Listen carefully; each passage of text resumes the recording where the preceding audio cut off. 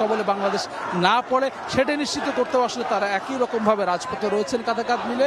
তারা দাবি করছেন যে আওয়ামী লীগ নিষিদ্ধ করার মধ্য দিয়ে আসলে তাদের এই যে আন্দোলন এটি তারা থামাবেন, আওয়ামী লীগ নিষিদ্ধ না করা পর্যন্ত তারা রাজপথ ছাড়বেন না।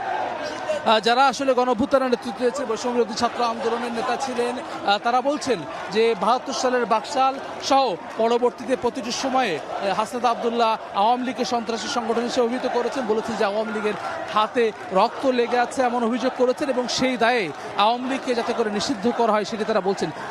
আমরা দেখেছি যে গতকালকেই যুব ক্রিয়া উপদেষ্টা আসিফ মাহমুদ সজীব ভাই একটি স্ট্যাটাসে স্বেচ্ছাসেবক লীগ এবং যুবলীগ নিষিদ্ধ করার এক ধরনের সিদ্ধান্ত নেওয়া হচ্ছে এমন কথা জানিয়েছে, যেটি কিন্তু আজকের এই সমাবেশ থেকে যে বক্তারা তারা কিন্তু সেটিকে সমর্থন করছে না। তারা বলছেন আওয়ামী লীগকে নিষিদ্ধ করতে হবে।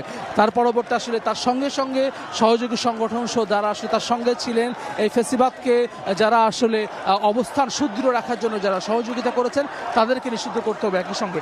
তেমন দাবি নিয়ে আজকে শুক্রবার আমরা দেখেছি সারাদিনই যমুনার সামনে সাধারণ মানুষের অবস্থান ছিল।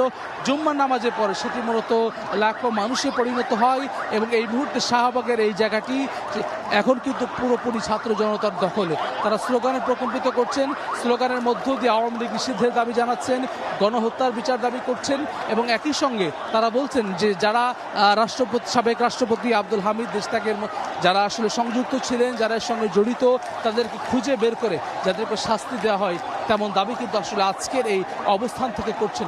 আমরা পূর্ব নির্ধারিত যে কর্মসূচিতে ছিল সেটি ছিল যে সমাবেশ, অর্থাৎ ফ্যাসিবাদ বিরোধী সমাবেশ, যে সমাবেশ থেকে আওয়ামী লীগের নিষিদ্ধের দাবি জানানো হবে।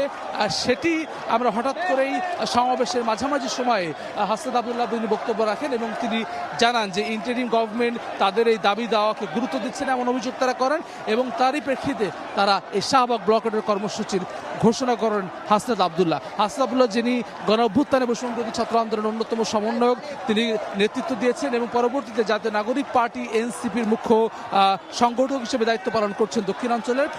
মঞ্চে আজকে আমরা সার্জিস আলমকে দেখেছি, অন্যান্য নেতৃবৃন্দকে দেখেছি, বিভিন্ন রাজনৈতিক দলের নেতৃবৃন্দ ছিলেন।